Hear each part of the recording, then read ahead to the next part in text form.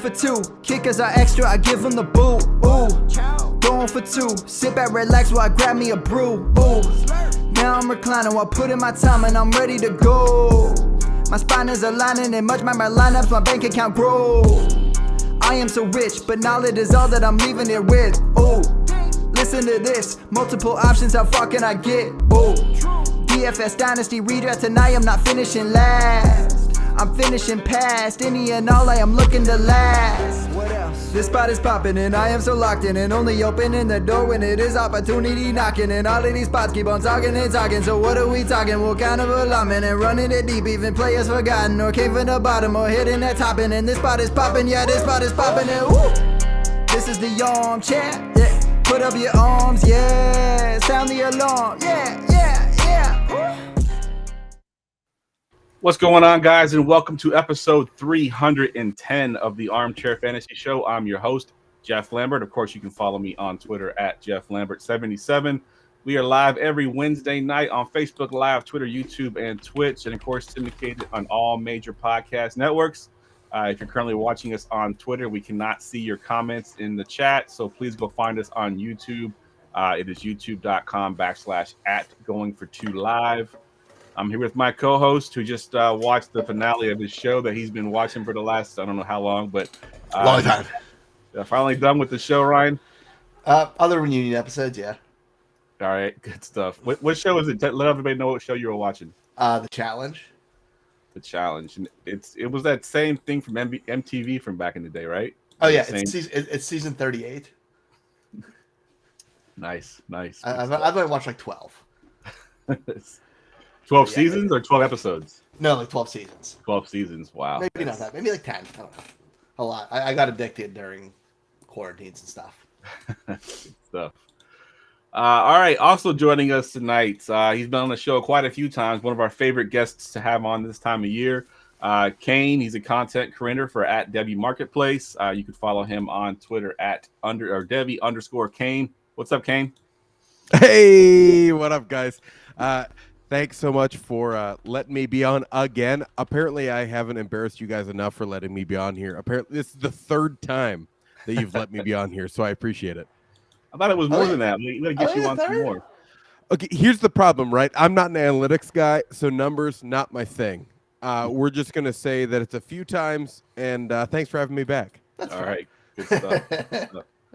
So for those listeners that don't know who you are, Devy, Kane, go ahead and give us a rundown on what you do in the fantasy space. Yeah, so I'm Kane Vassell, @Devy_Kane on Twitter. You can always find me dance around on Twitter. You can find me a wild array of different places. Then I mainly do Devy content, C2C content, things like that.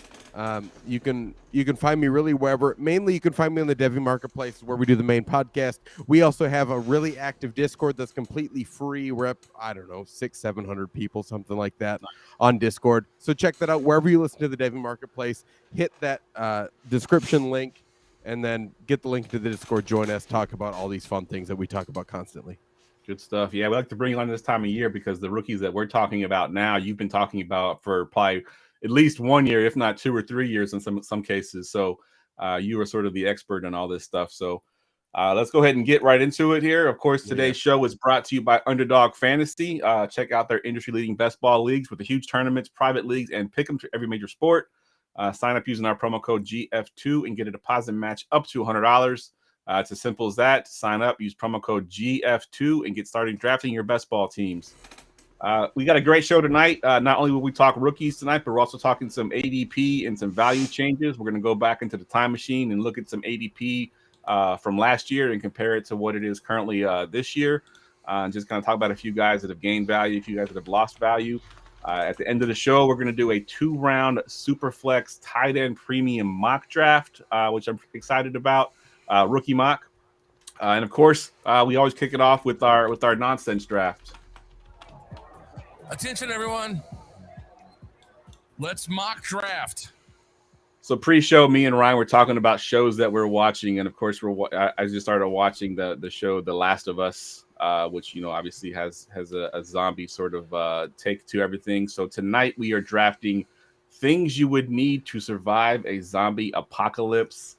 And Kane, you got the first pick here, so give us your pick.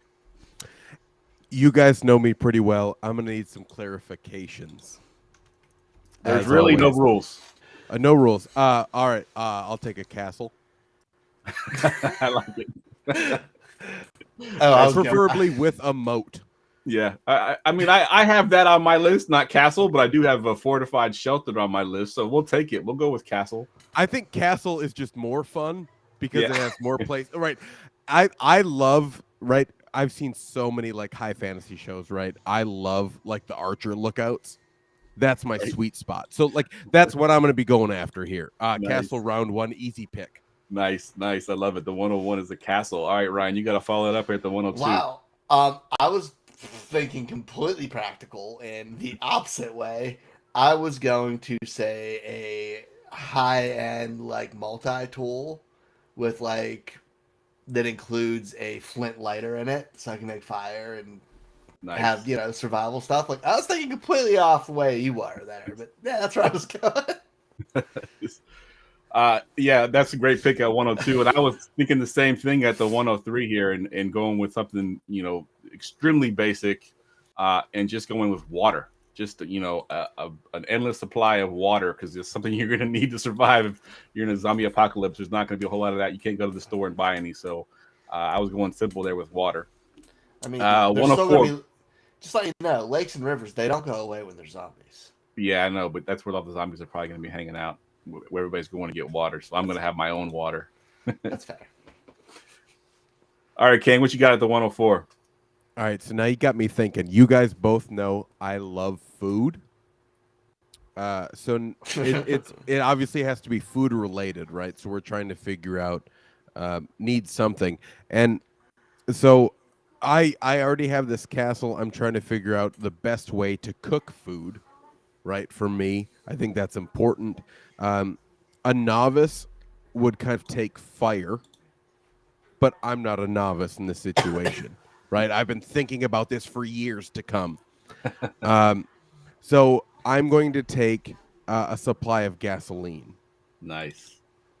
You can do a lot with gasoline. That's my point. Right, fire gets us somewhere, but can the fire transport? Right, I haven't drafted anything that can transport fire. Nice part about gasoline, it sets anything on fire. Yeah, exactly. Good stuff. I like it. Obviously, we'll still have to get something that creates the fire, but we'll get there. We'll get there. Yeah. All right, Ryan, you're at the 105. I am taking an Apocalypse 6x6 truck. If you don't know what that is, Luka Doncic recently took it to a basketball game. They're 6 wheels. They're fully bulletproof. They can survive anything. And they're awesome. You can have like gun turrets and all kinds of cool stuff. So I'm taking something that makes me mobile. If it's going more practical, it might have a camper behind it. Nice. Yeah. I want to be mobile. Nice. So you kind of stole my thunder too, because I was going to go with something similar to that, but I was just going to go straight to the tank. I just get me a damn tank. I could sleep in it, just lock that little top there so no the zombies can get in. But then obviously, I can just roll over a bunch of zombies. So I'll take the tank there at the 106. All right, Kane, your last pick here at the 107. So this is with the assumption that I find something down the road that creates fire. I don't have it yet. So pretty in the same tune as gasoline. Probably should have taken this first, but it's really important to my life to have alcohol. I have that on my list. Here's my thought, right? Just a quick aside. What is life worth living without it? So I'm just gonna go for that. Like if I die in a zombie apocalypse, I'm gonna go down really happy. Is there any certain kind of alcohol or just any alcohol? I'm gonna big shout out to Stacy at the hometown bar earlier today, but she was pouring those Windsor 7s, something fierce. Nice. Now, I'm not sure if everyone's a Windsor person, but if you get Stacy pouring some Windsor 7s, you're gonna do pretty okay. I love it. I don't know. All right, Ryan. I'd like to be her friend. Oh, she's incredible bartender. I would say that she has an elbow problem because it's elbows to the sky when she's pouring those bottles. You know what I mean? Okay. That completely threw me off my whole process. Yeah. But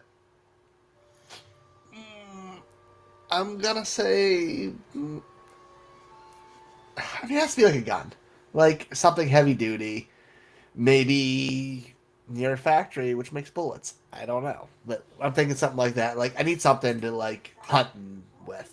It's not gonna do with my survival tool, so probably a gun. Maybe more for hunting than self defense because it ain't gonna work like that. You're not gonna be shooting zombies. Yeah. I'm just those headshots they do in every single shot in every single zombie show ever. That doesn't happen in real life. I'm just trying to hunt. Yeah. I'm running. They ain't that fast. I'm not fast either, but it's okay. Yeah, I was thinking the same kind of thing with like some kind of gun, or I was thinking flamethrower, but that's just going to be zombies on fire running at me, which would be even worse than just regular. How are you going to hunt? How are you going to hunt with a flamethrower? Yeah, definitely. I was thinking more you're eating sticks and berries.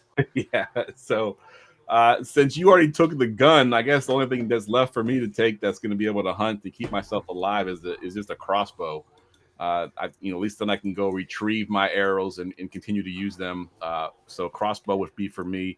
Obviously, I'm not killing zombies with them, so I got my tank to do that. But so I can at least hunt and then hopefully find Kane somewhere. He's got the gasoline. We can have a little cookout with the alcohol as well. Yeah, damn right. I thought you were a tomahawk to hunt with. I don't know. Yeah, I thought about going with the machete, like a close combat kind of thing, but I think if I got to close combat with zombies, it's over for me anyway. So machete's not really going to help me. So I'd rather just eat good. I got to find Kane in his castle. Shouldn't be that hard to find. There's not too many castles around. Yeah, let's hope that there's an underground tunnel because I'm not just gonna let down the moat for anybody. You know what I mean? We'll Kane, see. Come on, man! You've been on my show 3 times. Let me in your castle. Yeah. Well, what do you have to bring? You know what I mean? I think that's important. We're a team here. So you have to be alone. Right? There can't be any zombie stragglers. I think that's important. 100%. All right, let's get into some real stuff, some real football stuff here. So we're going to look at some ADP changes from 2022 to 2023. Stock up, stock down. All right, so I went on to DLF, and they have a cool little ADP tool where you can pull up past ADPs and compare them to the current ADP. And I sent these guys the top 50 that changed the most, either up or down. So we're going to take a look at some of these guys here, and I just had them kind of pick out a few that stood out to them, and we'll just go round robin here and talk about each of your guys. Go ahead and kick it off here, Kane, and tell us who you got for your first guy here to talk about. I realized that injury had a large portion to do with Javonte Williams, and the fall in ADP totally I think everyone understands the injury portion of that, right? But at the same time, we don't know necessarily what they're going to do at running back. If we get to the point where they haven't drafted a running back, it's complete wheels up. I feel like Javonte Williams is going to get back to what that ADP, not necessarily where it was at, but pretty darn close, right? If we think about just the whole running back aspect, if he's by himself, Sean Payton, we know he likes to use running backs. We know he likes to use multiple running backs, right? But tends to give the best running back on his team quite a few touches and high value touches as well. So I think someone we have to talk about is Javonte Williams. Absolutely. He was one on my list as well. I mean, he has a huge drop off, and you're right. It is somewhat injury related. And I expect that as we move through the off season and we start hearing reports that he's looking healthy and running, I think that ADP will start to rise up once again. But yeah, I think he was one of the biggest fallers there. And I'm with you 100%. I mean, new coaching staff. We think that Russell Wilson can hopefully bounce back with Sean Payton as his coach. And I don't see a scenario where if he's fully healthy, I don't see a scenario where he's going to continue to drop. I think he's at ADP right now 43. So that's pretty low for a running back that you can get in an offense that should be pretty good. What are your thoughts, Ryan, on Javonte? Dude, we are so, as a community, so wishy-washy on players' injuries in where we draft them. Last year, either they had pretty similar injuries, Barkley and Christian McCaffrey. We were drafting Christian McCaffrey at between 101 and 103, and Barkley in round 2 or 3 when he was the younger of the back, even though they both were coming off torn ACL. Mm-hmm. So we just picked one to be healthy and the other not. Javonte Williams, same thing. Like, why are we just discounting him because of it? I agree. He's a huge buy. Yeah, and he was injured week 4, week 5. It wasn't that far into. I thought it was earlier than that. It's definitely possible. I know it's definitely early in the season, so he should have plenty of time to get a full recovery. He's young, and like I mentioned, Russell Wilson, we hope bounces back with Sean Payton being there, so that offense should be better. More touchdowns to be scored, and their biggest the problem last year was scoring in the red zone. And Javonte Williams is one of those guys that you get down into the red zone, you can throw it to him. Score. And yeah, exactly. He can get the ball into the end zones for sure. All right, Ryan, what do you got for one of your guys? Dude, I feel like I'm beating the dead horse with this sometimes, and it's Najee Harris. He had a down season from what everyone expected him to have, but he still had 1,200 total scrimmage yards and 10 touchdowns.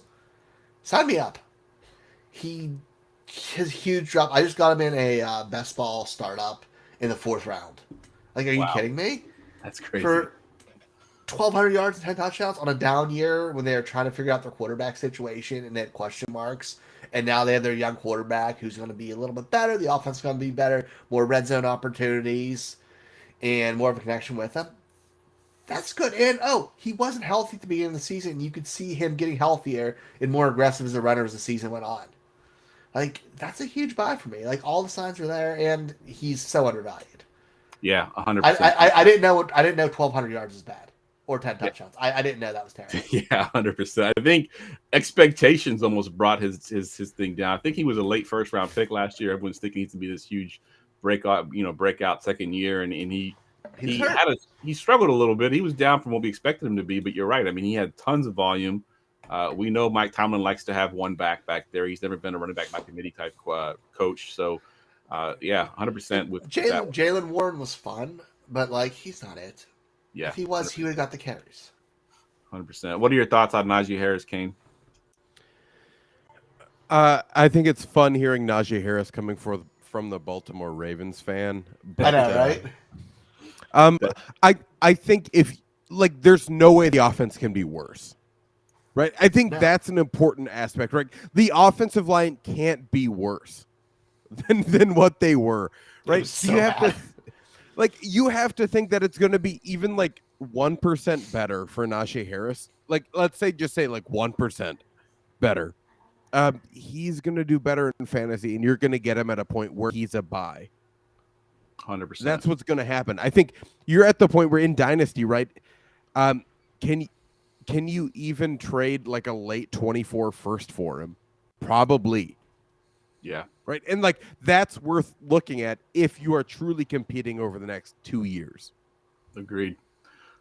So my guy is also sort of a win now guy. If you're in your startups and you're looking at your wide receiver core, maybe you draft a couple of rookies or younger guys and you want to get to a veteran. This guy has dropped considerably.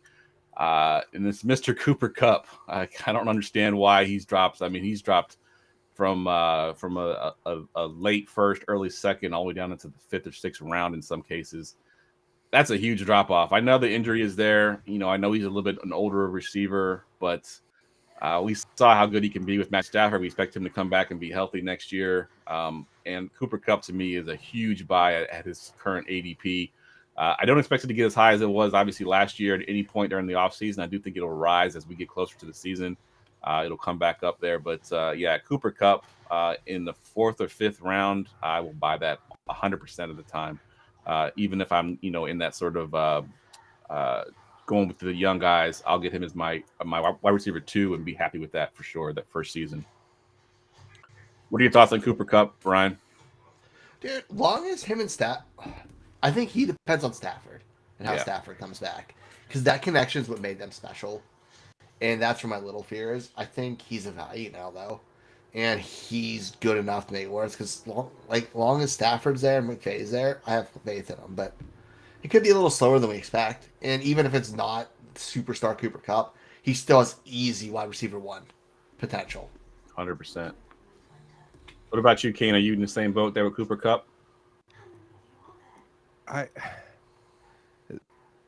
the offense has to be better, right? Like, presuming that we have Matthew Stafford back, like, I think you're at a point where, like, even if he is a mid wide receiver 2, right, in redraft, that's still like a solid place to buy.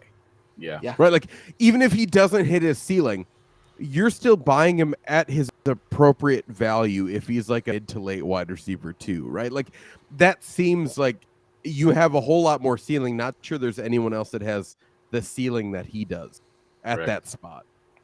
100% agree. And I think I can't pull it up at the moment, but I think he ended up close to wide receiver 1, even though he missed a good portion of the season just based on his total numbers. So, obviously he missed half the season and was doing pretty well until he went out. So, Cooper Kupp for sure. Let's flip the script here and look at some guys that have gained some value here that either maybe you're not quite bought into yet, or you think will continue to go up, but just some guys that you kind of saw that kind of jumped in value there. Kane, we'll go to you first this time. I'm not sure there's a single player right over the last 2 years. I'm going to even say 2 years. There's not a player that has gained as much value as Amon-Ra St. Brown. Yep. Like, am I at the point where, like, oh, I just have to buy in at this point? Like, he's done it now for 2 seasons. We obviously have Jameson Williams. Like, we know Jameson Williams is good. Is he going to do the things that we want him to do? Is that going to take value away from Amon-Ra St. Brown? Is Jared Goff still the quarterback for the right? We have so many questions of what's going to happen with the entire Lions offense. Like, is he just kind of like an easy peasy buy at that point? Just like, he's probably going to be good, so like let's just keep it nice. I don't know. I think he's one of those players that makes me question ADP more than just about any other player ever. Yeah, 100%. And me and Ryan were both big on Amon-Ra last year, because everybody's like, oh, he had 6 or 7 games at the end of the season where he was really good, but, Swift was injured and Hawkinson was injured and they didn't have anybody else. And me and Ryan just kept kind of screaming from the top of the rooftops that, the defense knew that he was the only player and he was still doing that. So we were buying into Amon-Ra last year. Obviously, he's jumped tremendously in ADP. I think he's like in that wide receiver 5 or 6-ish range for Dynasty rankings right now. He's definitely jumped quite a bit in value from like a 5th round pick all the way up to probably a late 1st, early 2nd round pick. So yeah, he's definitely one that I'm glad that I bought him last year because his price has gotten really expensive. Ryan, has Amon-Ra gotten too rich for your blood, or are you still buying at his current price? Dude, I love Amon-Ra. Like, he's good. Like, I'm still going to end up with him on my team. He's a target monster. I love Jameson Williams, but I don't think their game takes away from each other. So, and that offense is only going to get better with another year together. Yeah, I agree. I think Jameson Williams helps Amon-Ra, not hurts. I think it opens up the middle of the field a little bit more, and the fact that they don't have Hawkinson anymore clogging that middle also helps as well. Let's do one more guy who lost value. We'll go to you first, Ryan. I don't get one who dropped. Oh yeah, I'm sorry. All Yeah, right. yeah, one who gained value. We'll go to you first. Chris Godwin. I don't understand why he gained value when they lost Tom Brady and this offense is just looking like a shit show. We don't know there. So that really scares me. So I don't understand why he went up. It makes no sense, and I'm kind of out on him. Yeah, I'm with you as well. I saw that, and I was kind of like, why I'm shutting that door go up? behind me. Okay, all right, no problem. Got some background noise. Yeah, 100% agree with Godwin as well. No Brady. We have no idea who the quarterback's going to be. I don't think the quarterback is on the team currently. So will they draft one? Will they get one in free agency? We don't actually know that as of yet. What is your thought on Godwin? Yeah, like who would go there that would actually help his value too? Like what quarterback? Is Derek Carr better? Yeah, not loving that. What That's about that you, Kyle Trask slander. Yes. Please tell me you're not a Kyle Trask supporter. He's not the quarterback there, is he? No, so I'm not a Florida fan. So I think that's the easy part, right? I think Florida fan would say that Kyle Trask is the starter, but no, I think that's a fair point. Like, how can Chris Godwin go up? And to Ryan's first point, when we were talking about kind of players that had gone down, we discount injuries so much, right? And not that it's necessarily anything to do with who the quarterback is going to be, but I think that has a lot to say about what we did with injuries the first time around when he got injured. And then it started to rise with like, oh crap, like he's actually still good at football, right? Like that goes back to Ryan's point of like, we discount injuries to the point so badly that anyone becomes a buy in Dynasty. Yep. Because they got hurt. Yep. Yeah, that's a good point. So my guy that's who gained value from last year is in a similar mold, not quite as drastic as Godwin, but we don't know who his quarterback's going to be going into the season. And that's Michael Pittman. He jumped about a round and a half in ADP. We have no idea who the quarterback's going to be there. We assume that they're going to draft a rookie quarterback. Does that actually help Michael Pittman? Probably not.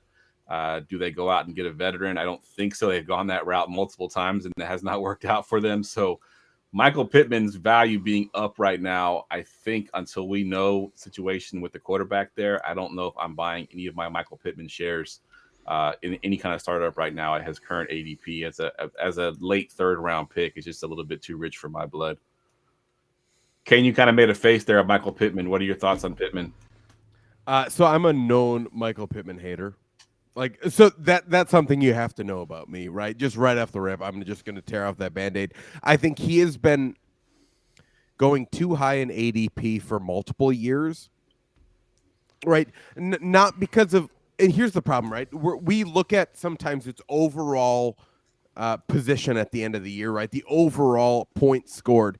And I think week to week, he is not the person that we want to draft as that almost late wide receiver 1, early wide receiver 2, right?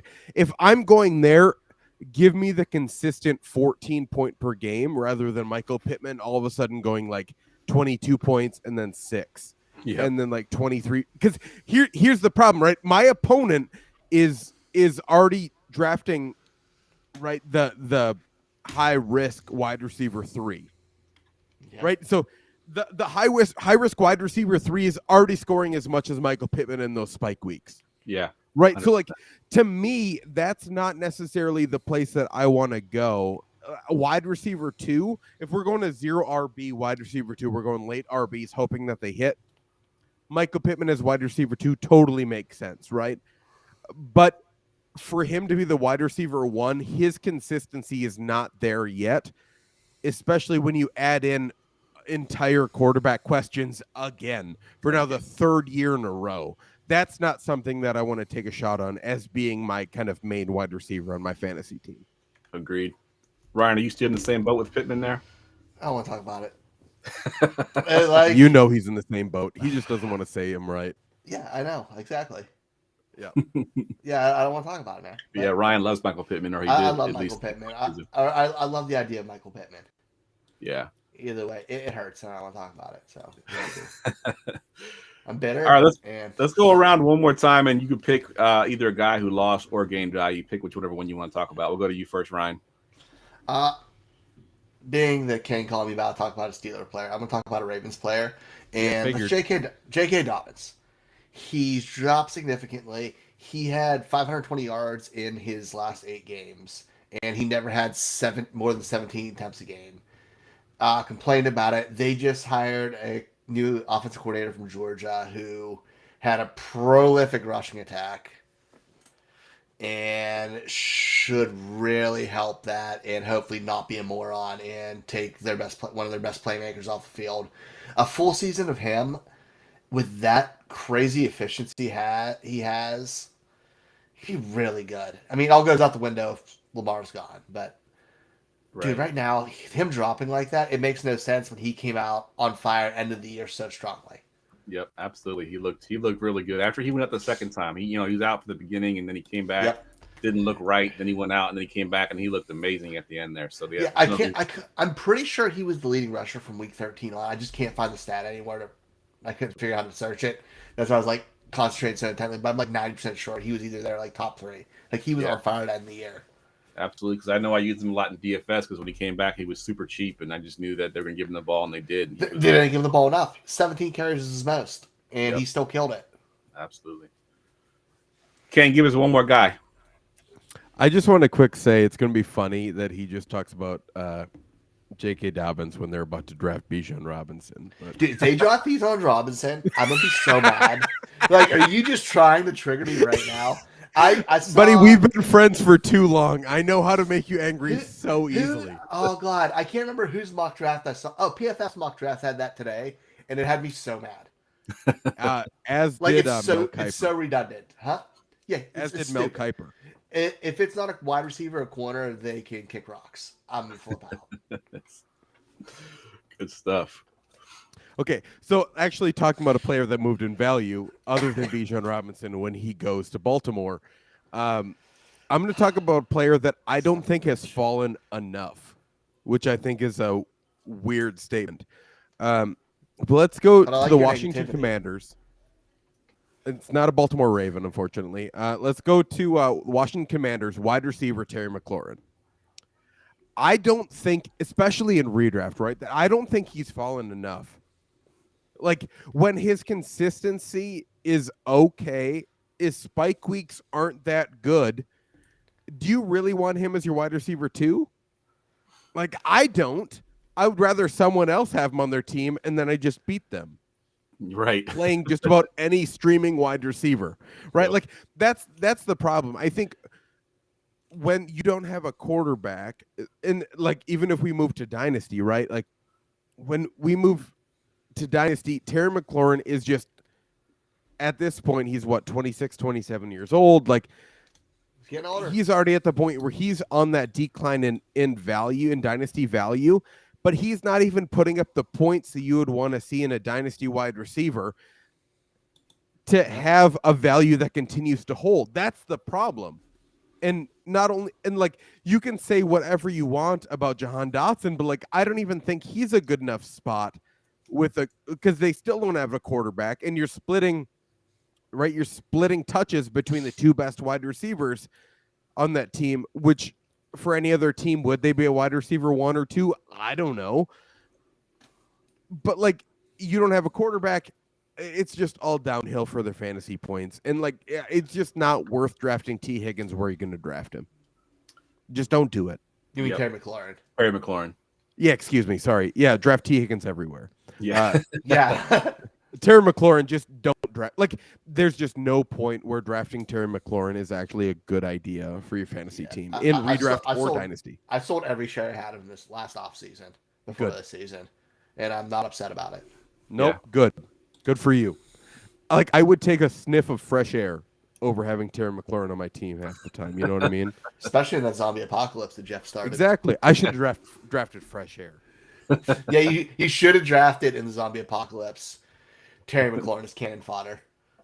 But that's only good for like, I don't know, what, 3 targets a game? So All right, I'm gonna go with one last receiver who's lost value. That's I don't quite understand. He's still a top receiver, and that's DK Metcalf. DK Metcalf, Geno Smith is gonna resign. I think we all kind of agree that he's gonna be there in Seattle again. He was good enough to maintain DK Metcalf's value. I don't know why he's dropping in ADP. I still have him, I think, as a top 4, top 5 receiver in Dynasty currently. He's a beast. As a 49er fan, I've seen him twice a year, and he kills us every time. I just don't see how DK Metcalf is dropping in ADP. And I want to get your opinions on this guy, Kane, because I know you obviously scouted this guy long before he came into the NFL. But what are your thoughts on Metcalf with Geno Smith? So first, I want to say my scouting of DK Metcalf was wrong. Right, we're going to start there. All right, fair. But here's my question for you guys. Right, I love trading. Trading is the best part of fantasy football to me. 100%.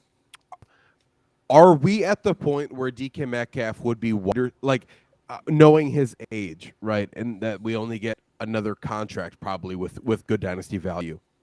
So let's say top 4 in Dynasty, right? We go running back, quarterback, running back. Let's say Jahmyr Gibbs go 104 in rookie drafts, right?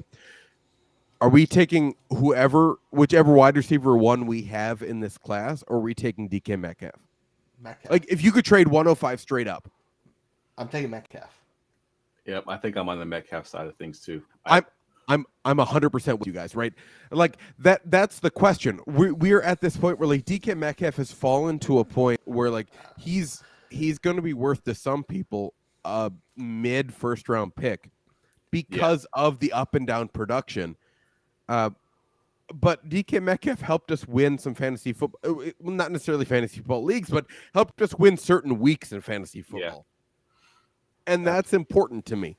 Yeah. Right? It's more important that I make the playoffs. Like, we know skill makes the playoffs. We know that luck wins the championship. Yeah. Right? Yeah. So give me DK Metcalf over the 105. But, like, we're going to see trades where it's DK Metcalf or JSN or Jordan Addison. So just get ready. You're going to have your opportunity soon, especially after the combine. Absolutely. Yeah, that's a really good call. You put names to it like that really kind of brings to light, where how far Metcalf has fallen here and what you can get for him right now if you're a savvy owner. It's insane. I should be trying to trade for him right now. Yep. Absolutely. I'd offer that if I had the 105, I would offer that for him as we're podcasting. Absolutely would. If you don't have the 105, let's just for people like obviously people that listen to this podcast have dynasty picks that are in the playoff range, right? Obviously, we know that. We all know that. So let's say you happen to be on the bad luck of things, right? You're at 107, 108, something like that. Throw your 107, 108 paired with your second pick. Throw that for DK Metcalf. Yeah. Right? Try it. If it doesn't get it done, throw, I don't know, your 108 and throw your wide receiver 2 or 3 for DK Metcalf. Like, try a few different ways to get an upgrade at that position. Yeah. Because I think that's important. Absolutely. I am all in on DK Metcalf, and just to kind of pump my horn a little bit, I was actually right on DK Metcalf. I was scouting him I had him my number one receiver that year until I got talked out of it and put N'Keal Harry ahead of him. But started off with him as my number one receiver, so I love DK Metcalf. All right, let's do some rookie stuff. We'll do a 2-round super flex tight end premium rookie mock. Let me pull up the draft board here so we can kind of see what's going on. Go ahead. This looks like drop. 6 rounds. Attention, everyone. Let's mock draft. Yes, Ryan, you were just 6 rounds. I know. I was just being an asshole. Yeah, I know why it's like that. Yeah, it's only 4 teams. We'll have sleeper draft for the 103 pick. I have the 101. Foss, you have the 102. And Kane, you got the 104. And since I haven't scouted as much as y'all when I do my draft pick, I'm going to let y'all talk about the guys a little bit because me and Kane kind of got into it on Twitter that I wasn't excited about this draft class, and he kind of went to town on me. So I'm going to let him. We'll get there. Yes, we will. Absolutely. All right, so I'm going to go ahead and hit the start button here. And my first pick is pretty easy. I'm going with Bijan Robinson. There's not much to say about him. Obviously, he's the best player by far in this draft. So, so it's an easy pick there for me. Kane, just a quick question about Bijan because we don't have to get too deep into him. Yeah. Where do you have him over compared to the last 2 to 3 draft class? Bijan Robinson 1. Okay. When's the last time you he is higher than him? Like, especially if we just talk about just running backs, right? Bijan Robinson, not only 5-star recruit coming into college, like we haven't seen a running back like Bijan since Saquon. That was where I wanted. Yep. You get. That's why I wanted to see what it felt like. I would. So here's the question, right? And you're going to hear this a lot. Would you rather have Saquon or Bijan? I'd rather have Saquon. Just because of the pure athleticism. But, like, don't get me wrong. Bijan is going to test off the charts for a guy that's 220 pounds. Yeah. Like, absolute stuff. He's that big. He's incredible. Yeah, he's the guy that definitely, when I'm doing my film study with limited that I do, he's the one that jumped off the page. He's the 101, the 102, and the 103 at this point, at least for, in one quarterback league. I know in quarterback in Superflex leagues a little bit different, but yeah, he's definitely far and away the tier number one in this draft class. All right, Ryan, you got the 102 here. So Ryan takes Bryce Young, and then Sleeper takes the. I am taking CJ Bryce Stroud. Young. I know. Go ahead. I'm gone. I said I like his rushing ability for fantasy football. I a little concerned about that height thing, but you know what, dude? He's so good. He's clean. He plays smart football. There's just so much to like. I'm a big fan of his game. I feel really comfortable with him there. Yeah, so he's your QB1 in fantasy. Is he your QB1 in the real NFL draft as well? Yeah, they're close, but I just think I love his game. Just in general, I think he does everything well. There's not really many holes. Good stuff.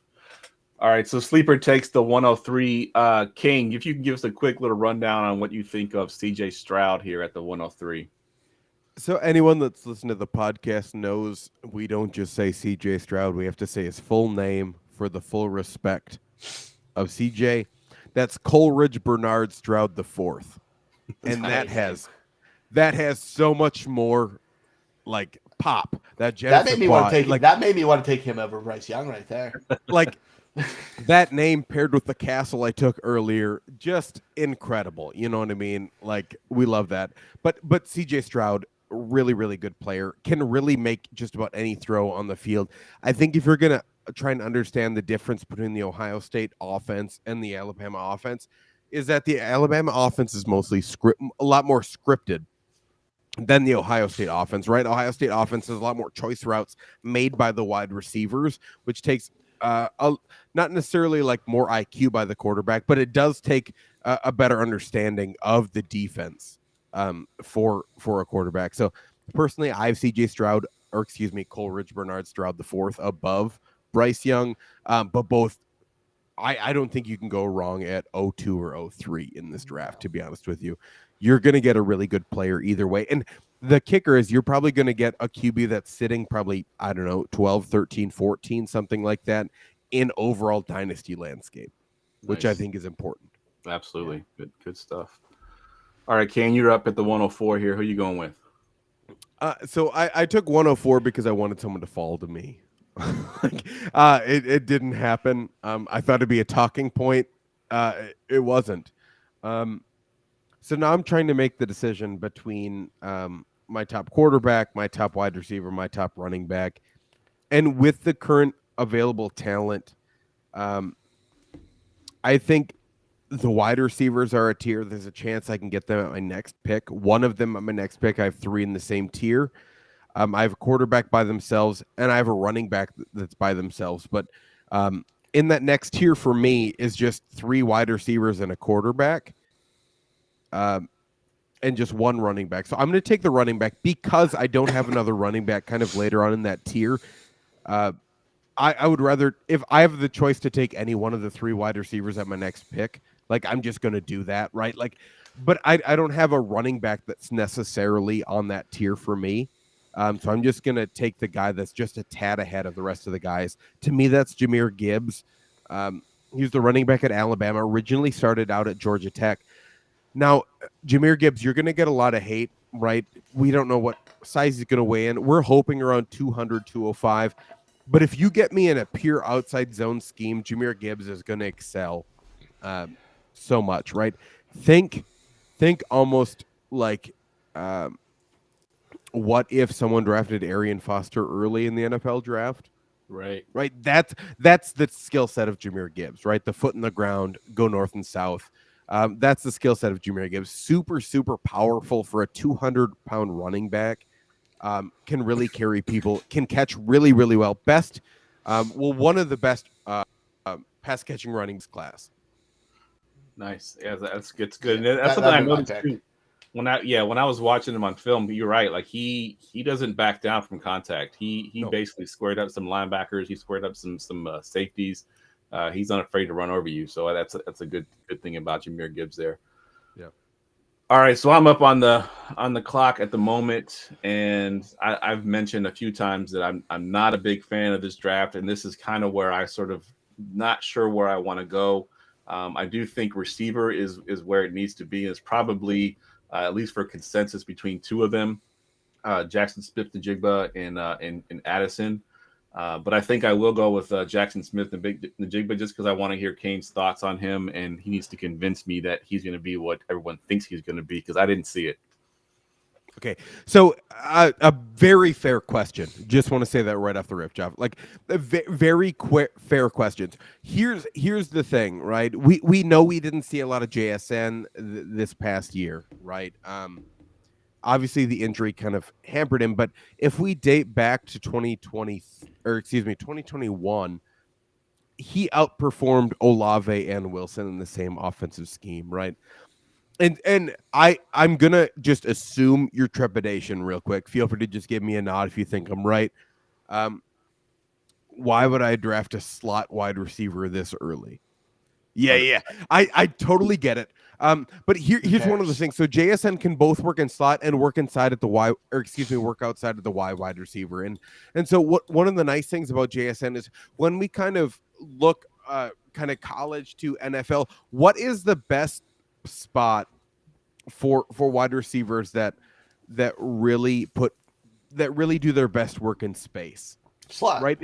And that is that slot, that Y wide receiver kind of format, right? It's not an X wide receiver. An X wide receiver is against the best cornerback, really has to be a precision route runner and has to work really cleanly with tight coverage. JSN, if you can get him off coverage, he is going to find the soft spot in every single zone in any defense ever. And you add the speed, he's probably going to run, I don't know, kind of late 4.4s, early 4.5s.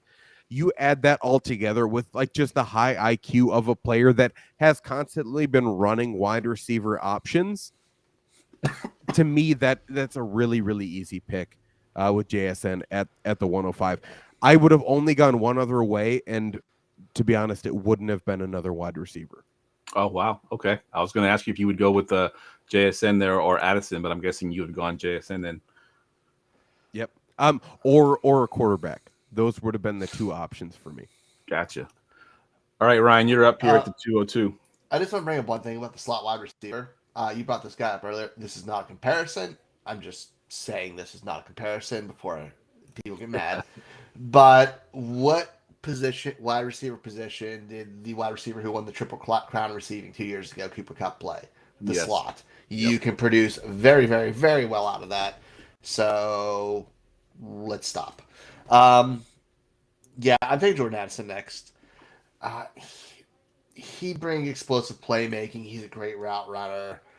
I think you can play him anywhere. I'm a really big fan of this game. I was a little bit worried about his size at first, but today's NFL, he's still tall enough, and even if he's light, he's not going to get bullied that much. They don't allow it. He'll have room and space, and he's just a playmaker.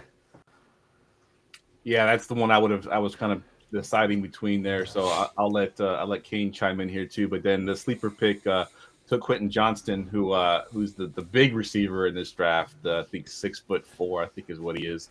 So quickly, Kane, give us your thoughts on both these two guys that just got picked. So Jordan Addison, I don't think there's a safer prospect outside of the first 3 picks in a Dynasty draft other than Jordan Addison, right? Like, if we watch his film, we can see it at Pitt, we can see it at USC. He is incredible, right? But safe, right? He's not going to necessarily beat anyone with speed. He's not going to beat them over the top. He's not going to beat them with the contested catchability, right? He's going to beat them with really good route running and with technical ability, and beating soft zone coverage, right? So he's super, super safe. But this is the fun part of these 3 wide receivers, right? JSN, Jordan Addison, Quentin Johnston. Quentin Johnston is that pure X wide receiver, that over-the-top receiver, super, super fast, can take a screen for 70, or he can just beat you for 70 over the top, right? Jordan Addison is going to kind of work a little bit more over the middle. He's going to work some more slants, some more curls, things like that. JSN is going to be just anything from that slot position or that Y position, kind of working back towards the quarterback.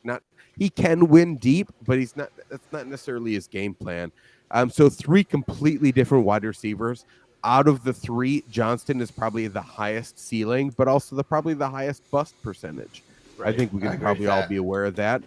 Jordan Addison, the safest wide receiver out of the 3, because he's probably just going to be a low-end wide receiver 2 for like 8 years. And that's like, fine. And do I want that for my fantasy team, Ryan? 100%.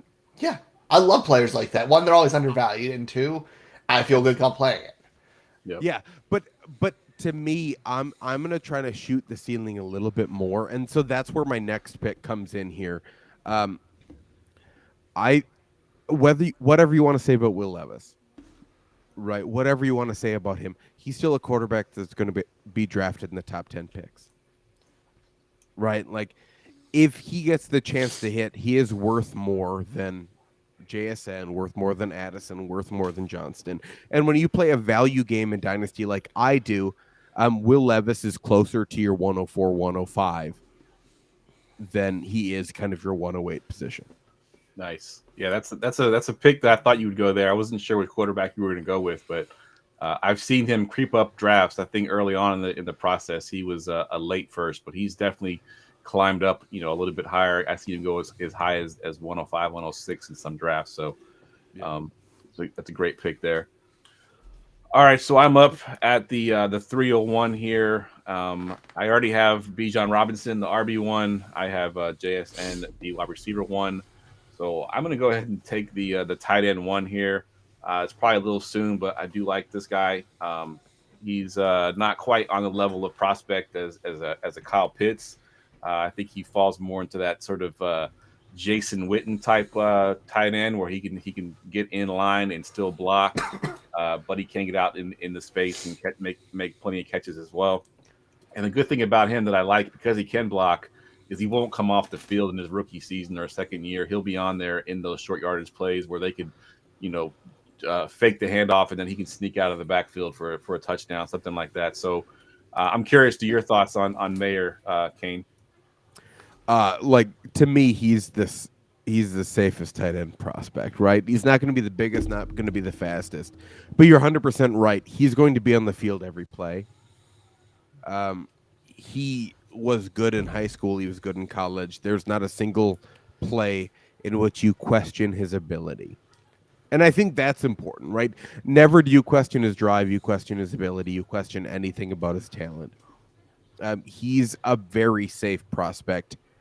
And to me, you have hit the top 9 picks in this draft. Nice. I mean, when you mention like him and Pitts, obviously like he's not that explosive athlete like Pitts is, but if you look at the top tight end landscape year to year, what kind of tight ends are the ones that are putting up the best fantasy numbers consistently? Ones who block, who stay on the field, not these ones who are just jumbo wide receivers. You see a lot more inconsistency with them than guys. Obviously, it's not like them, like Kelsey and Kittle, but they're never off the field, so they're always producing. Yep. Right, so this is when you're just going to get a slight pushback from me, Ryan. Like, yes, blocking is important. No, I'm just saying the ability to be on the field is what 100%.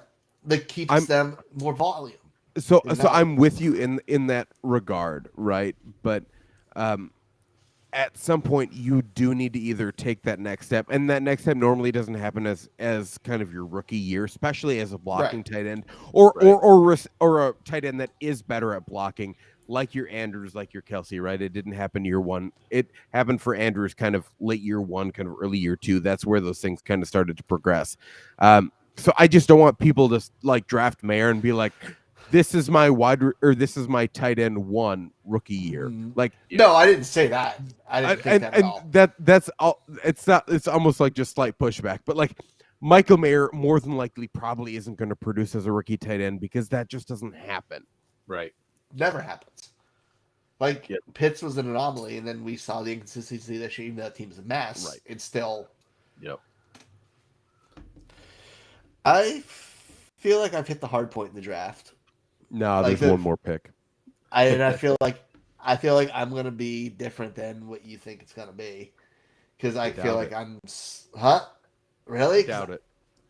I'm swinging for the fences. I love Jalen Hyatt. That's wild. I know. I like to play safe a lot, but his landing spot's super important to me. But he's Absolutely. just such an explosive. Absolutely, He's he's such playing spot. It's a huge boom and bust, but like he's so explosive. If he can get with a quarterback who can throw the deep ball, it could be huge. Like the thought of him with like a Herbert or something like that, it's just so enticing to me. And I think his ceiling is as high as anybody's. He's one of the players that I've done some good scouting on. I actually wrote him up in my rookie prospect, and he was one of the players that I watched that, again, I don't watch college football like literally at all until after the season is over with. So I see these guys sort of with a blank mind, no sort of preconceived notion about these guys. But at least from what I watched of him, he jumped out at me. He seemed like he was the most athletic player on the field at any given time. And, maybe that was just the small sometimes that I looked at. But he always seemed to be, wide open. He seemed to be running the correct routes. He seems to – and Kane, I know you said that was a crazy pick there, so I'm curious to what your thoughts on Hyatt is.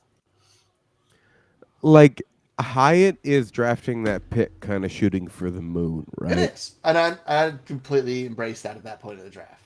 But if you're shooting for the moon, there's one pick that still hasn't been picked. That is truly shooting for the moon, right? Like, if you're going to shoot all the way, right? Hopefully you land in the stars. Hopefully. Right? Isn't that the phrase? Shoot for the moon, hopefully you land in the stars. Yep. Even if you miss, you're still amongst stars. I thought it was the other way around. No, I think it's stars land on the moon. No, shoot for the moon. Even if you miss, you're still among stars. That's the saying there. Yeah. And like a Hyatt's fine, but I don't necessarily see him as a first round pick in rookie drafts. That's fine. All right, and then the next pick there, and I can't pronounce his name yet, so I'll let you pronounce his name, Kane, and give me your thoughts on him. So that's Zach Charbonnet, the running back out of UCLA. You're gonna get a good-sized player that can catch some passes, that has decent size and speed out of the backfield, but you're getting an average athlete, right? So that's what you're gonna see pushback from a lot of people, and I'm gonna. One of my really good friends, Matt Hicks, you're going to see a lot of love for Zach Charbonnet. He loves Zach Charbonnet. I hear about him every day in our chat, I swear to God. But Zach Charbonnet is just an average athlete, right? A lot of people assume Zach Charbonnet with his size and speed makes him an exceptional athlete in that regard, and it doesn't. He's a fine player, and he's a solid player and an average athlete. Because when you're a solid athlete among college players, you're only an average athlete among NFL players. Because we're already taking the top 1 or 2% of college players and putting them in the NFL, right? So that, to me, he's just an average athlete, and that's what's going to hurt him in the long run. Good stuff. All right, Kane, you're up at the 304 here. What you got? So 304 or 112, super easy pick. It's Anthony Richardson. Like, if you're gonna shoot for the moon like Ryan is, go all the way up, baby. And that's Anthony Richardson. He's probably going to be a top 50 pick in the NFL draft. He's probably going to go in the early second round. Someone's going to fall in love with the guy that can be, 240 pounds, 6'4", throw a 70-yard pass and run a 4.4. Right? Someone's going to fall in love with that.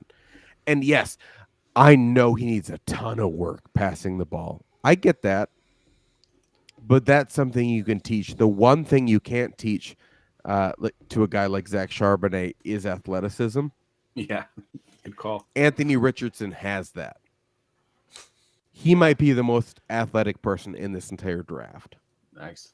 Good stuff. So he's going to rise up boards, and if I get him, even in the second round, I'm taking him at the 112 because I'm not missing up the chance to draft the guy that really could be the next Jalen Hurts. And obviously he needs to take a huge step forward passing. I get that. But Jalen Hurts had a few years in the NFL to be able to take multiple steps forward. If Anthony Richardson is with the right quarterback coach, the right offensive coordinator, he could take those steps forward as well. Good stuff. All right, so I'm up, which on our screen is the 401, but it's actually the 201 in a 12-man league. And I was excited to get this guy as low as I did because we're getting to the point in the draft where I haven't scouted a lot of these guys, but this is one that I did look at. And the thing that jumped out to me on this guy was his contested catch ability. Just watching him, not knowing how tall he was or how small he was, I thought he was a much bigger receiver. And I found out he was 5'10", 175. And that's Josh Downs.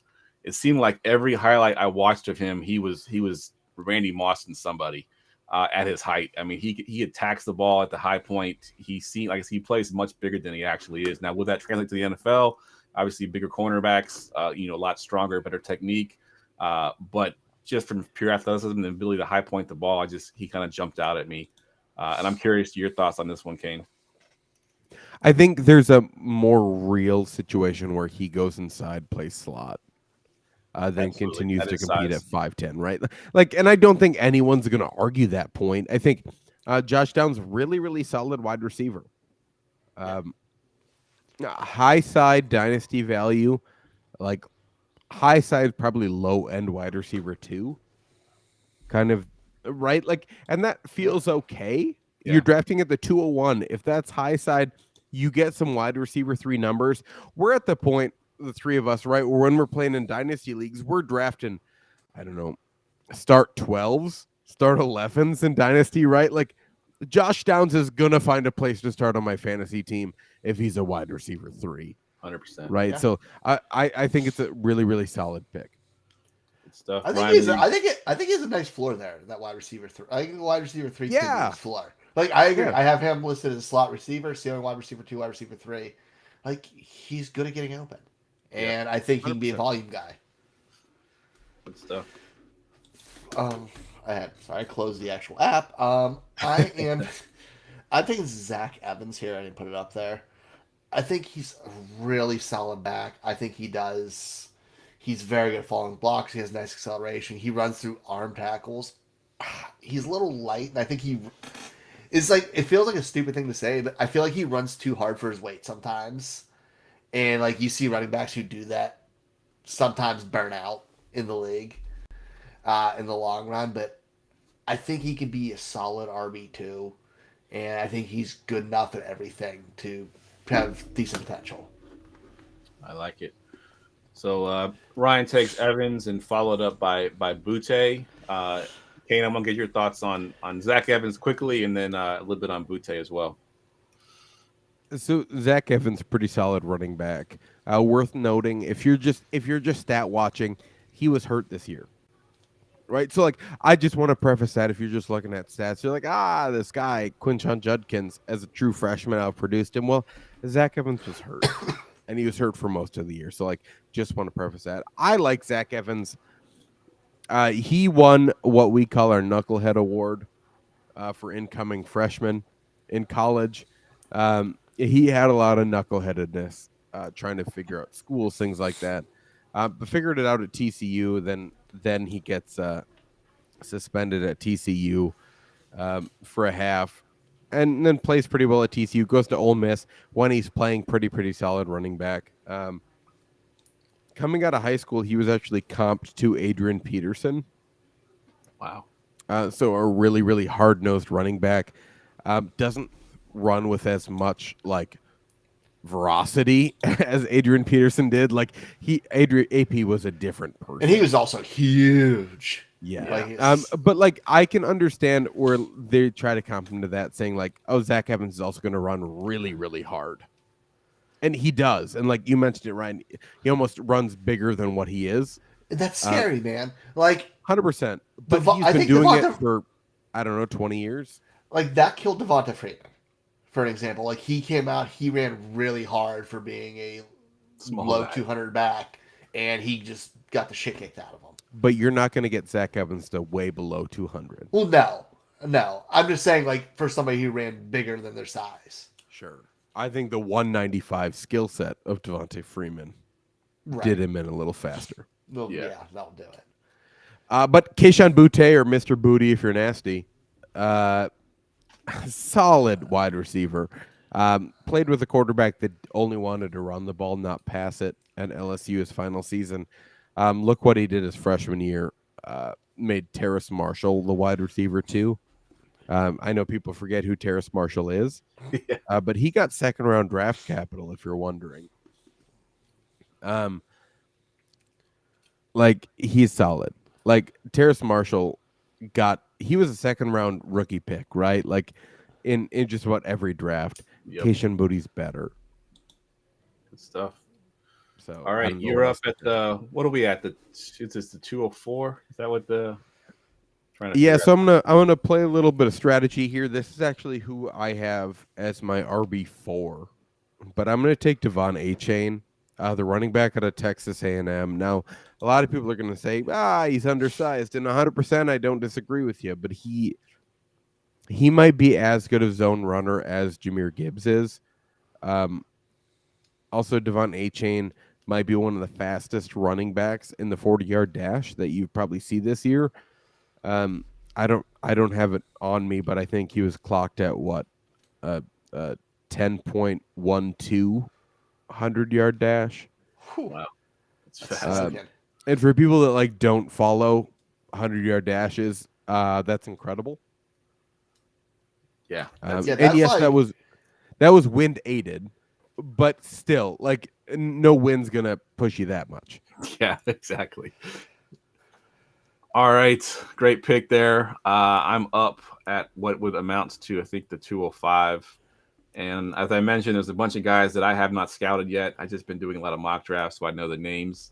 But there is one player on the board that I did scout, and I kind of liked what I saw. I saw a good route runner, separation, and I think I'm going to go here with maybe a little bit too soon for this guy, but Zay Flowers is what I'm going with here.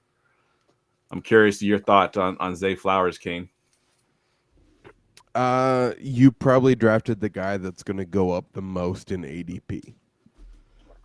He's probably going to. So if we look back at where our draft is, he's probably going to replace Zach Charbonnet.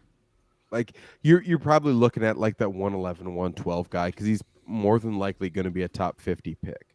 Yeah, that's what I was thinking. I've actually seen him mocked in the first round. A couple of mocks that I've seen.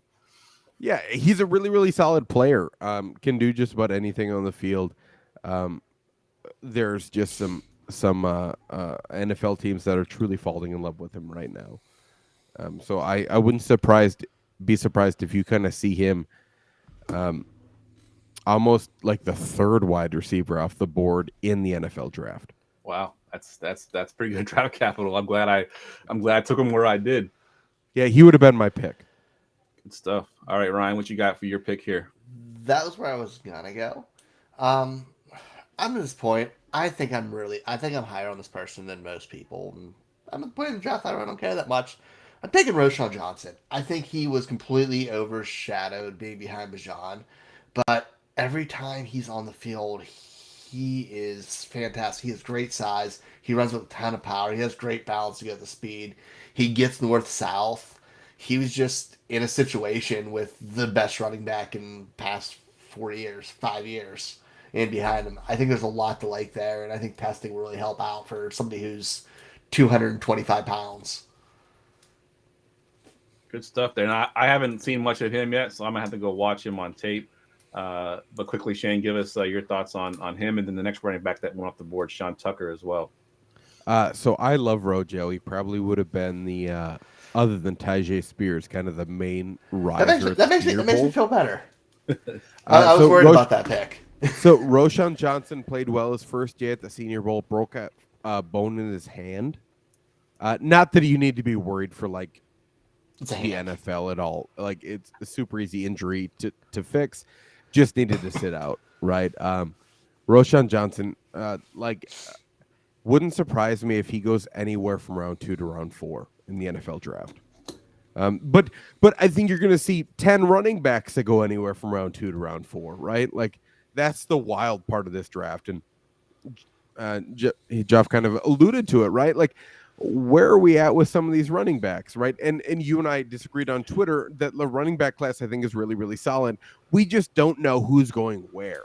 Right. Come NFL draft time, I think where you're kind of looking at these dynasty board, like it's going to be a lot more filled in because when we know draft capital, like so many running backs, probably 10, 12, are going to have top three round draft capital, which is wild. But for Sean Tucker, I don't like him. All right. I think you're going to get a fast player that has terrible vision. That is more than likely going to be an RB2 on whatever team he sits on. But I'm a known Sean Tucker hater, so take that however you want. I'm not full. I'm only like a dozen or so running backs in right now, and he's my lowest rated. Guys, I've watched. Right now, he's sitting at 12 for me, and I have one of the guys who you've already drafted who's probably going to go ahead of him, who I guarantee will. He's my RB7 or 8 in this class. I don't like him. He's fine. I think he's going to get good draft capital because of his speed. Dude, his vision was so bad. He ran into his lineman. Bad. He kept running into his lineman's back. Certainly did. Over and over again. And we've seen good running backs who just fall apart. Guys who we thought were good and got high draft capital just fall apart in the league because of that. I'm with you. I'm going to take a guy who I actually have as RB3 on the class. Draft capital, right now he grades out as RB3. Draft capital obviously has a ton to do with it. But I'm going to take the running back out of TCU, and that's Kendre Miller. Wow. I think he's really impressive. But it's worth mentioning, like, Bijan and Gibbs are above for me. Anywhere from like 3 to like 12 is a cluster for me. Like Kendre Miller grades above some of these guys by like 0.08 in my film grades, right? So it's very, very close. Like my film grades are from 0 to 100. So to grade out above like 0.08 is really, really close to the next guy, which is Devin A-Chain that I took around earlier. Kendre Miller, I think he runs with power. I think you're going to get someone to clock in, I don't know, 215-ish in size. You're going to get, I don't know, 4.4, 4.5, somewhere speed in there. Like, and he can catch. He's just a really, really solid running back. And I think someone is going to draft him probably round 3 in the NFL draft, but he's going to be a starter for them for about 4 years. He's going to end up being that top guy because he just runs so tough for his size. Imagine if Jahmyr Gibbs just weighed like 10, 15 pounds more, and that's what Kendre Miller is already doing. Good stuff. So I think he's a really, really solid player. So he's currently your RB3? Is that what you said? That is correct. Yeah. Wow. All right. Good stuff. All right. So I'm on the clock, and I'm going to stick with the receivers. I've gone 3 out of my 5 picks have been receivers, and I'm going to go receiver once again. And I'm going to take Rashee Rice here with my last pick. Kane, I'll let you take this one away. I haven't even watched a whole lot of them. I just watched some highlights, but I did like what I see. What are your thoughts on Rice? Rashee Rice is about that. This is just I think he's going to be a really, really solid wide receiver 2 on whatever team he gets put on, right? Like, is he ever going to have like the overall fantasy impact? That's what I'm worried about. But I think he's a really, really solid player. Like, can do anything on a football field. Can go deep, can work over the middle, can take screens away, can do slants, curls, anything like that, right? Solid wide receiver in that respect. I just don't know if he has like the overall size speed combo that like separates himself. But in the grand aspect, like just a solid wide receiver though. Good stuff. Ryan, you got your last pick here. Who are you taking? I'm going another guy, kind of how you described him, who I just think is very solid all around, is Cedric Tillman. I feel like he is just average to good at everything, and it'll keep him as a wide receiver 2 on a team. I think he's fantastic hands, catches the ball well, runs good routes. Other than some concentration drops, there really wasn't much to dislike about him. Good stuff. I haven't watched him yet, so I make sure we go check him out. All right, and talk about the tight end 2 off the board here, Kincaid. Kane, give me your thoughts on him. Yeah, so he's my wide receiver 3/ tight end 3/4. Really solid. If we're looking for another, it's almost like Mayer light. can block really well, can do just about whatever you want on the football field. Really, really solid player. Probably is going to be a low tight end too, if anything, on the fantasy football field. But a good player though.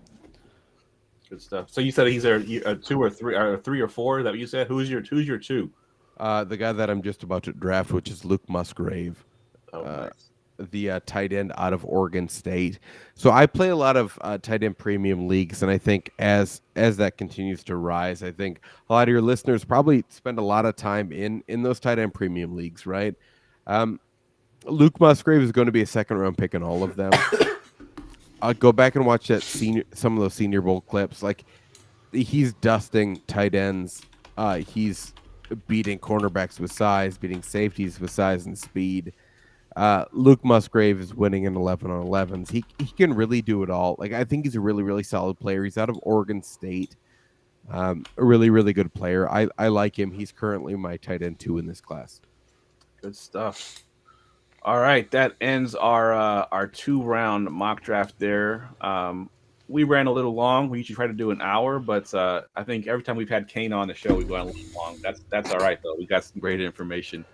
Let's go ahead and get into our last segment here. Get ready for GoingFor2.com's Forgotten Fantasy Player of the Week. All right, Kane. So we've kind of switched this up a little bit since the last time you were on the show. We used to just have you give us your forgotten fantasy player and just talk about him, but we've been doing this for so long that we now try to guess who your player is by you giving us some hints. So go ahead and give us some hints here. Let me and Ryan try to guess this guy. Sure. So this was my fantasy football winner in 2013. That's your first hint. 2013. Originally was drafted as my RB3 in that redraft class. So overall, he was my third RB on my team. Okay. Oh, okay. Okay. During that year, he was 26 years old. 26 years old. So he's been in the league for a couple of years, obviously, at that point. That was his 5th year in the league. For the first 5 years, he was on the same team and then moved to Miami for a very, very poor season. Went to Miami. I'm not giving you a ton of hints. No, you're probably not. Great.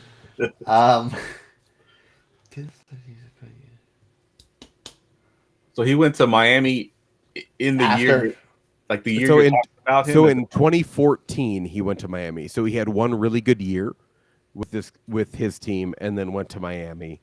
Oh, okay. All right. Yeah, Was it No Marino? it certainly was. Oh, Boom! Good call. I guessed him last week and I was wrong, but we got No Marino this week. Good stuff. So Nosha Moreno, his 2013 season won me my league, right? So had over 1,000 yards, 1,038 rushing yards, 10 touchdowns, and then added 60 receptions, which is wild to think about if you remember Nosha Moreno's career, right? 60 receptions for 548 yards and another 3 touchdowns.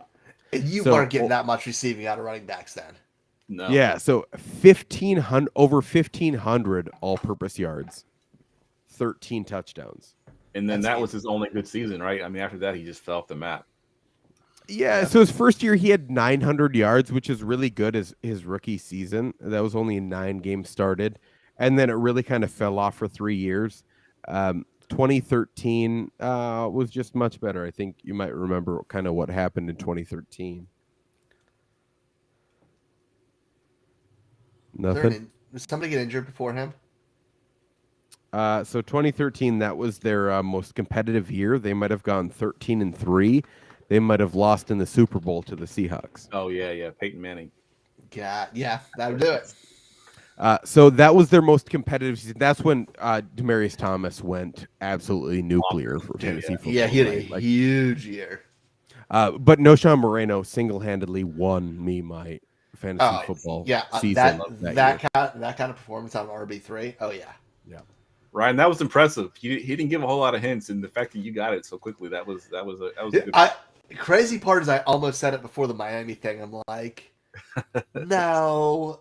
I talked myself out of it. I'm like, that has to be it. Yeah. Great stuff. All right, Kane. Give us well, first of all, thanks for coming on once again. You know, always a wealth of knowledge. We love having you on, especially this time of year, talk about these rookies. But give my listeners one more time where they can follow you at, where they can find your stuff at. Yeah, you can follow me on Twitter at Devy_Kane. Make sure you join the Discord. It's wherever you're listening to the Devy Marketplace. Devy Marketplace is putting out a really fun series right now. We're looking forward to the 2024 class because who's doing that? Nobody. We just broke down the 2024 quarterbacks. We got 2024 running backs and wide receivers coming up. And then we're probably going to break down the 25 class too, just so you know what's on that Devy horizon. Nice. Because who else is doing that? Right? Just us. So tune in over there. Really, really fun. We're putting in as much nonsense as possible. We're the nonsense kings over there. So check that out. We're just having an absolute blast. Also the Discord. We make things as cheap as possible. The cheapest we can possibly make that Discord was free. So join over there. And then if you're a Devy person, these are the cheapest Devy rankings you're going to get for an entire season. You get mine, you get Shane Hallam's, you get Nelly's, all for a low price of $25 for the entire year, which is nuts. That includes a full analytical database from Nelly. Wow. Which has a lot of numbers on it. I don't know what they mean. Who knows? He could be making them up. That's not for me to decide. And that includes if you're playing like C2C leagues, like which is the new craze, like those campus to Canton leagues. We have a ton of players that you should be drafting over there, and we talk about those constantly. Those drafts are going to be starting up the next couple of months. So head on over to the Discord. We would love to talk your C2C drafts, your Devy drafts, your Dynasty drafts, all those things, especially rookie drafts. And also we have a ton of mock drafts. I know Ryan has hopped in those mock drafts before. Those mock drafts, like, good luck getting a spot. I know Ryan's tried. They go quick. We do rookie drafts. We do Devy mock drafts. We do even combined drafts. So, like, hop in there. There's just drafts constantly going all the time. So just hop in. Absolutely free to do all that stuff. And you get the ADP that goes along with it. So hop in. Just enjoy it. Nice. Come talk about football because that's what we care about. Good stuff. I love it. Ryan, what you got going on? Find me Twitter Foss534. Find me here every Wednesday night. Find me over at the Rookie Big Board. Breaking down all kinds of rookie stuff. And then me and Jeff will be doing, well, I guess just me. Because I'm just doing the back end on that one. I'll be putting out rookie TikToks. TikTok/YouTube Shorts. TikTok/YouTube Shorts of rookies, trying to break them down in 1 minute. So come listen to me talk really fast about rookies. Good stuff. As always, guys, you can follow me on Twitter at JeffLambert77. Please check out all of the shows on the Going for Two Live network. We got a bunch of new shows this off season. Gladys, if you've seen Gladys on the Monday night show during the season, she's got a new show starting tomorrow called In No Particular Order. It's not even football. It's just a bunch of everything. She's a bartender. She's got some bartending things kind of mixed in there. Some pop culture. I think she's going to draft serial killers tomorrow. So a lot of fun stuff going on. So make sure you check that out. And other than that, that's all I got. He's Ryan. He's Kane. I'm Jeff. We will see y'all next week.